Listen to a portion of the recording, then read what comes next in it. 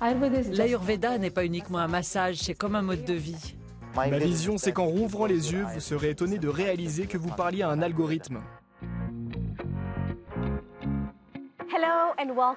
Bonjour et bienvenue dans Qatar 365. Je suis Leila Oumeira. Et dans cet épisode, nous prenons le pouls du Qatar pour savoir comment il encourage l'innovation dans son système de santé. Et le diagnostic est bon. Depuis 2017, plus de 6 milliards de dollars ont été injectés dans ce secteur et cela comprend le soutien aux startups qui exploitent les dernières technologies pour rendre les soins plus accessibles à tous. J'ai pu rencontrer une entreprise qui change la manière dont nous accédons à une aide médicale. Voici Ave, une application de santé tout en un. Développée au sein du Qatar Science and Technology Park, ou QSTP, elle a été lancée par une start-up qatari en 2017 et aujourd'hui, plus d'1 200 000 personnes l'utilisent dans 175 pays. Cette app, alimentée par l'intelligence artificielle, dispose d'une fonction d'autodiagnostic. Elle met en relation les utilisateurs avec des médecins dans le monde entier et joue aussi le rôle de pharmacien en ligne. L'objectif d'Ave est d'offrir à chaque patient un parcours de santé sur mesure. Ainsi, si vous ne vous sentez pas bien, vous pouvez décrire votre état à Ave. Sur la base de cette description, l'appli émet une hypothèse médicale. En s'appuyant sur cette hypothèse, elle discute avec vous pendant environ 2 minutes en moyenne, puis vous fournit un diagnostic différentiel. Cela signifie qu'à partir du moment où une personne possède un smartphone, si elle ne se sent pas bien, elle peut avoir accès à des conseils médicaux sans avoir à sortir de chez elle. Certains diront qu'Ave élimine le besoin de cabinets médicaux physiques. L'entreprise assure, elle, révolutionner les soins de santé en quelques clics. Ave peut trouver le médecin le plus approprié pour votre cas, faire le lien entre vous, en tant que patient, et le praticien, et vous prescrire des médicaments. C'est un parcours complet de A à Z. Ave n'est que l'une des success stories du programme d'innovation et d'incubation du QSTP. L'organisation a contribué à la mise sur le marché de nombreuses idées et produits en soutenant les startups et les jeunes entrepreneurs. Cela va de la définition de l'idée, de la création des entreprises à la fabrication de leurs produits jusqu'à la commercialisation et la croissance. Pour ce faire, nous avons mis en place plusieurs programmes, en commençant par l'incubateur pour démarrer votre activité, l'accélérateur pour vous apporter du soutien, développer vos capacités et répondre à vos besoins en termes de mentorat, et enfin un fonds de capital risque qui répond à vos besoins financiers. Des débuts d'Ave en tant que start-up à son statut actuel parmi les sociétés clés à faire partie du QSTP, le partenariat n'a pas cessé et il se poursuit. Prochaine étape pour l'entreprise, développer encore l'activité. Depuis l'été dernier, nous perfectionnons un modèle de langage qui permet aux gens de décrire à haute voix leur état de santé. L'idée est de pouvoir dire « Ave, j'ai mal à la tête aujourd'hui, peux-tu me dire pourquoi ?» Ave va traduire cette parole en texte, puis procéder à une analyse sémantique de ce texte dans le but d'établir certains symptômes et enfin alimenter le modèle de diagnostic de l'intelligence artificielle. En déployant ces nouvelles fonctions, Ave nous rapprochera un peu plus d'un monde où l'intelligence artificielle et les soins de santé seront intégrés. Ma vision, c'est que si vous fermez les yeux en parlant à Ave, à la fin de la session en rouvrant les yeux, vous serez étonné de réaliser que vous parliez à un algorithme. Plongeons maintenant au cœur du sujet, jusqu'à nos cellules. Une grande partie de ce que nous sommes réside dans la composition de notre ADN.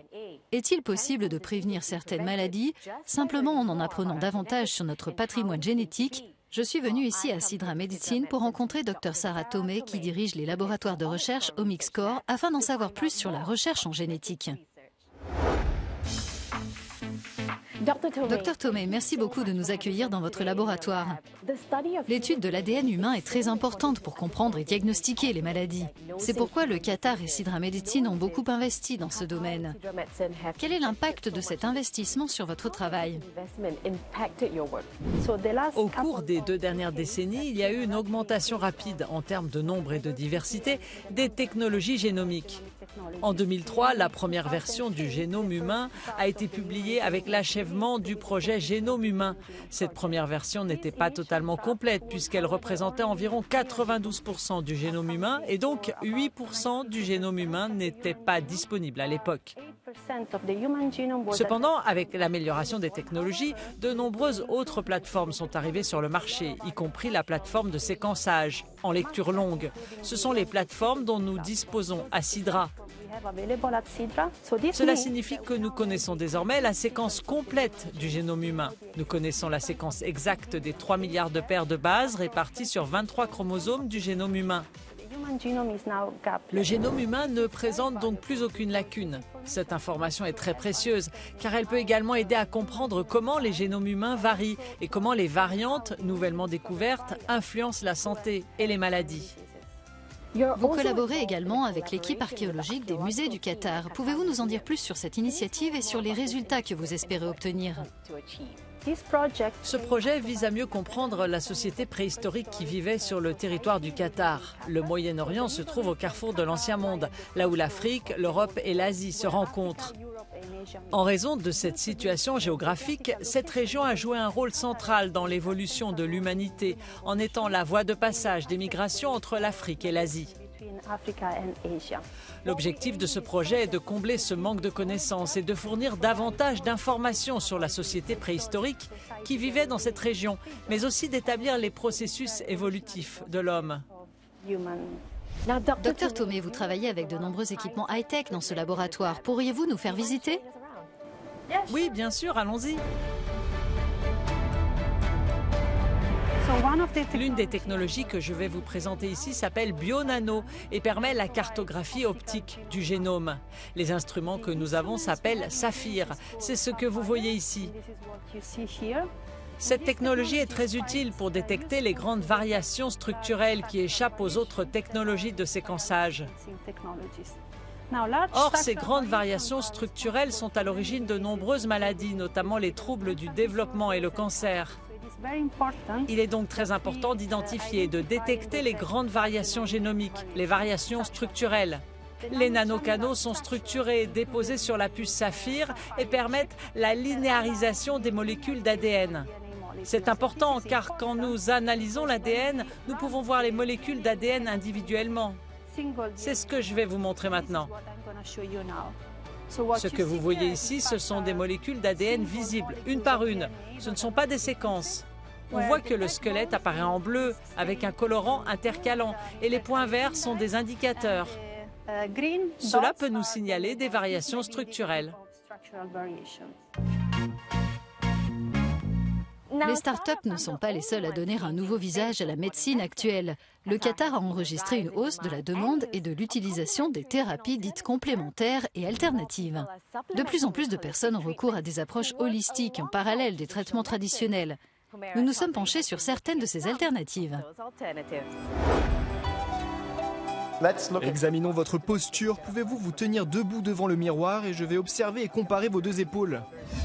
Que vous fassiez régulièrement du sport, que vous restiez assis à un bureau, que vous aimiez regarder des films ou que vous conduisiez, un traitement chiropratique peut vous être bénéfique. Pouvez-vous venir vous asseoir ici, s'il vous plaît? Coach personnel, Baber Rahil s'entraîne régulièrement.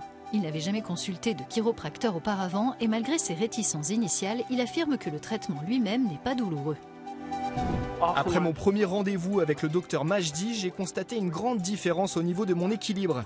Mes épaules étaient beaucoup plus équilibrées. Et quand je suis allé m'entraîner cette semaine-là, j'ai senti que mon épaule n'était plus du tout gênée. Donc il y a eu une énorme différence. Les traitements chiropratiques sont des alternatives populaires à la médecine traditionnelle et on dit qu'ils ont peu, voire pas d'effets secondaires. La manipulation de l'alignement des os peut s'avérer efficace pour réduire certains symptômes et soulager des douleurs chroniques. Les thérapies complémentaires et alternatives prennent de plus en plus d'importance dans le monde, en particulier dans la région du Golfe. Majdi Aboudaye exerce depuis plus de 15 ans. Il a décidé de devenir chiropracteur après avoir été traité avec succès pour des douleurs cervicales récurrentes. Depuis que j'ai eu mon premier ajustement chiropratique pour mon cou, je ne me souviens pas vraiment, mais depuis j'ai dû avoir uniquement un mal de gorge 3 ou 4 fois dans ma vie. C'était pour moi une preuve suffisante de l'aspect scientifique de la chiropraxie et à ce moment-là, j'ai décidé d'en faire mon métier. Outre l'ajustement de la colonne vertébrale, les traitements chiropratiques sont bénéfiques pour un certain nombre de problèmes de santé et de blessures. Mais le docteur Majdi prévient qu'avant de prendre rendez-vous, il est important de s'adresser à un spécialiste certifié. 6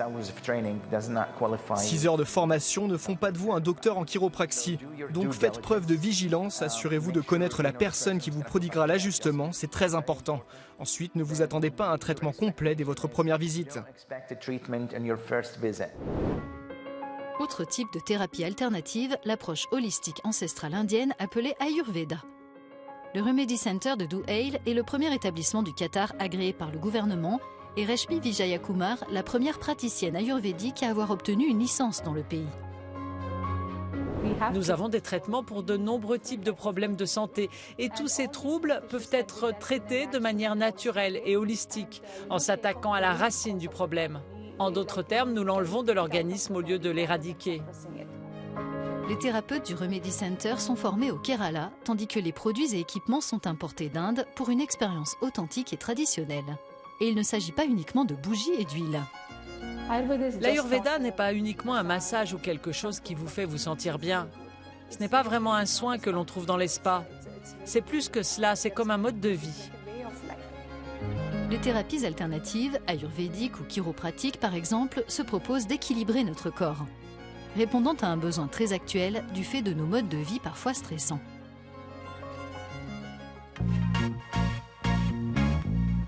Qu'il s'agisse de créer un écosystème florissant dédié aux startups ou d'être à la pointe de la recherche génétique, le Qatar cherche ainsi à insuffler de nouvelles idées dans un secteur de la santé qui évolue rapidement. C'est la fin de cette émission. Pour en savoir plus, rendez-vous sur euronews.com et connectez-vous avec nous via notre hashtag. Merci de votre attention et à bientôt dans Qatar 365.